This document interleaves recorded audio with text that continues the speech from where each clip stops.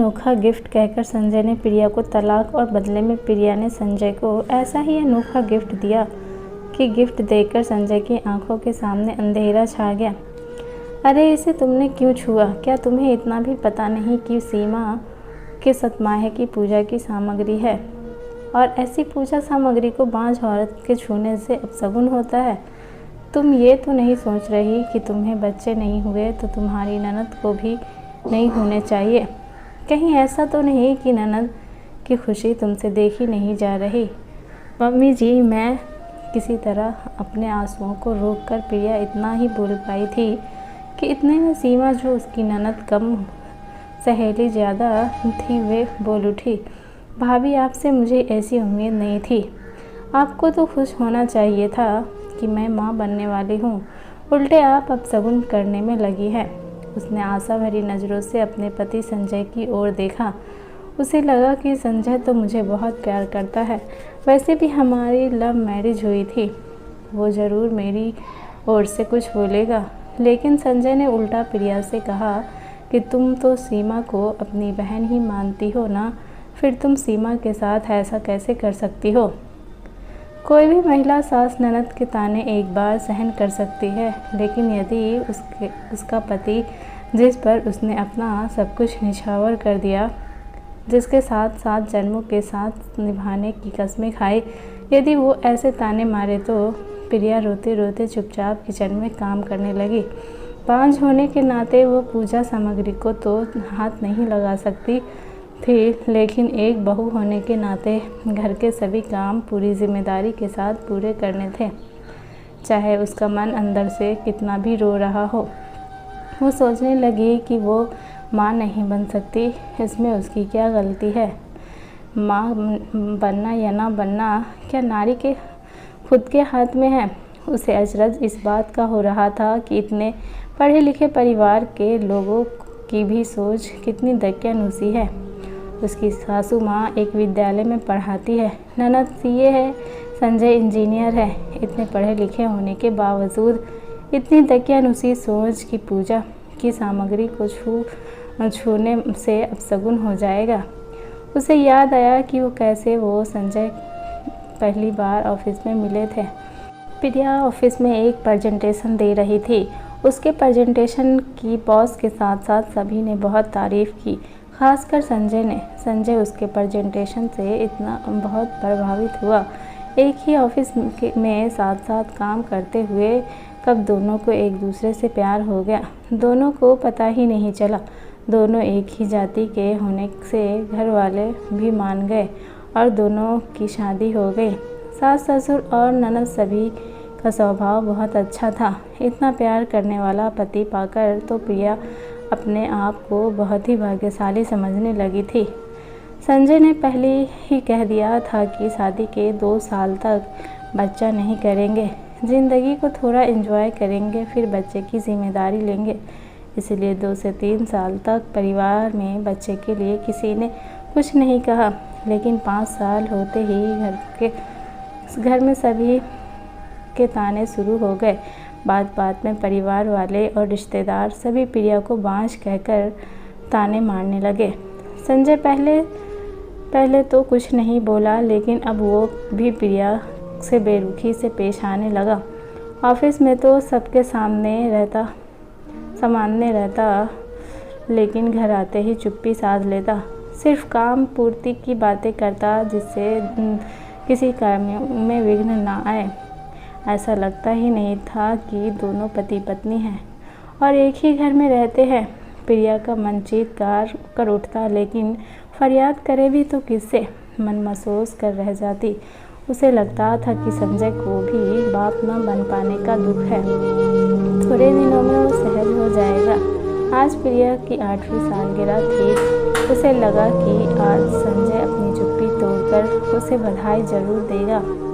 उसने संजय की पसंद का नाश्ता बनाया, नई क्रॉकरी में नाश्ता दिया, लेकिन संजय ने चुपचाप नाश्ता किया और बिना एक शब्द बोले ऑफिस के लिए निकल गया। प्रिया ने तबीयत खराब का बहाना करके ऑफिस से छुट्टी ली थी ताकि डिनर अच्छे से तैयार करके बेडरूम में को भी बहुत अच्छे से सजा बजाकर वो संजय को सरप्राइज देना चाहती थी। संजय ने एक बार पूछा भी नहीं कि तुमने ऑफिस से छुट्टी क्यों ली, क्या तुम्हारी सचमुच तबीयत खराब है? प्रिया ने डिनर में पालक पनीर, लौकी के कोफ्ते, भिंडी की सब्जी, पुलाव, पूरी, मटर की कचौड़ी, रसमलाई आदि बनाए। बेडरूम को फुग्गे और फूल से सजाया। उस संजय की पसंद की हरे रंग की साड़ी पहनकर अच्छे से तैयार हुई। उसे पूरी आशा थी कि आज संजय जरूर अपनी चुप्पी तोड़कर मुझसे बात करेगा। मैं उससे बच्चा गोद लेने के लिए मना लूँगी। शाम को जब संजय घर आया तो उसने प्रिया की ओर नज़र उठाकर भी नहीं देखा। उसने सोचा शायद बेडरूम में जाकर विश करेगा। बेडरूम की इतनी सजावट देख कर संजय चुप ही रहा। उसका वो रोज़ का रूटीन, मोबाइल और वो। उसने पहल करते हुए कहा, सालगिरह की बहुत बहुत बधाई संजय। फिर भी संजय चुप रहा। अब प्रिया का धैर्य जवाब देने लगा। संजय, मैं आपसे कुछ कह रही हूँ। आज हमारे शादी की सालगिरह है, क्या तुम वो भी भूल गए? वो मनहूस दिन मैं कैसे भूल सकता हूँ? इसी दिन तो एक बांझ औरत मेरे गले पड़ी थी। हम एक बच्चा गोद भी तो ले सकते हैं ना? किसी तरह अपने आप पर काबू रखकर प्रिया ने कहा, इस विषय पर हमारी कई बार बहस हो चुकी है। मैंने कितनी बार कहा है कि मैं किसी और के बच्चे को, किसी और के खून को नहीं अपना सकता। मुझे और मम्मी को मेरा अपना बच्चा चाहिए, जो तुम नहीं दे पा रही हो। खैर, आज हमारी सालगिरह है, इसीलिए मैं तुम्हारे लिए एक अनोखा गिफ्ट लाया हूँ। अनोखा गिफ्ट? प्रिया सोचने लगी कि जो व्यक्ति मुझे लगातार खरी खोटी सुना रहा है, वो व्यक्ति मेरे लिए कौन सा अनोखा गिफ्ट लेकर आया होगा। संजय ने उसे एक लिफाफा पकड़ाया। प्रिया ने उत्सुकता से लिफाफा खोला। उसमें तलाक के कागजात थे। प्रिया को विश्वास ही नहीं हो रहा था। जो संजय प्यार की बड़ी बड़ी डींगे हाँकता है, हर परिस्थिति में साथ देने की बात करता था, वो एक बच्चे के लिए उसे तलाक दे रहा है।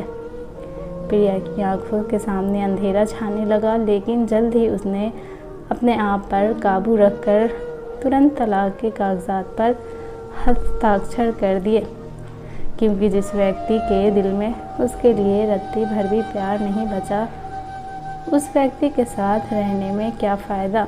दूसरे दिन प्रिया ने वो घर छोड़ दिया। संजय को उसकी मनमांगी मुराद पूरी मिल गई। थोड़े ही दिनों में कोशिश करके प्रिया ने अपना ट्रांसफ़र कंपनी के दूसरी शाखा में करवा लिया, क्योंकि अब संजय के साथ एक ही ऑफिस में काम करके वो अपने काले अतीत को याद नहीं करना चाहती थी। तलाक के 1 महीने बाद ही संजय ने दूसरी शादी कर ली। साल भर में ही संजय को बेटा होने की खबर प्रिया को मिली। प्रिया को नीचा दिखाने के लिए संजय ने बेटा होने की खुशी में जो पार्टी रखी थी, उसमें उसे प्रिया को भी निमंत्रण दिया। वो गर्व से प्रिया को अपना बेटा दिखाना चाहता था। पार्टी में संजय ने प्रिया से कहा, देखो, तुमसे तलाक लेने का मेरा निर्णय सही था। मैं बाप बन गया हूँ। पापा बनने की बहुत बहुत बधाई संजय। प्रिया ने सामान्य रहते हुए जवाब देकर एक लिफाफा देते हुए कहा, पापा बनने की खुशी में मेरी ओर से एक अनोखा गिफ्ट। अनोखा गिफ्ट? ये सुनकर संजय को झटका लगा, क्योंकि सालगिरह पर अनोखा गिफ्ट कहकर संजय ने प्रिया को तलाक के कागजात दिए थे। आज प्रिया उसे क्या अनोखा गिफ्ट दे सकती है, यह सोचते हुए उसने लिफाफा खोला। जैसे ही लिफाफे में रखा कागज़ उसने पढ़ा तो उसके पैरों तले की ज़मीन खिसक गई। उसका खुद पर कंट्रोल छूटने लगा। दिसंबर की कड़ाके की ठंड में भी वो पसीने से भीग गया।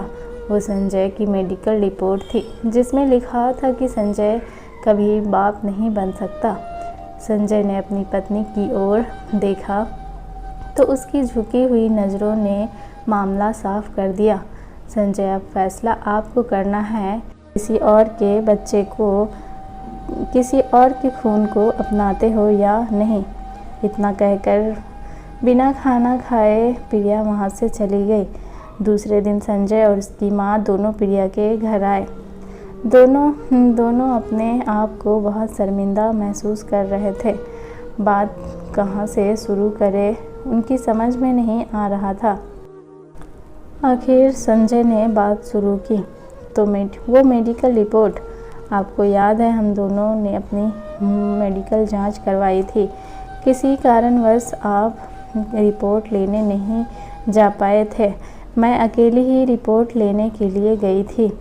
हाँ याद है, लेकिन तुमने तो घर पर आकर बताया था कि कमी तुम में है। इस रिपोर्ट में तो तुमने तब झूठ क्यों बोला था? खुद में कोई कमी न होते हुए भी इतने साल क्यों तुमने सबके ताने सहे?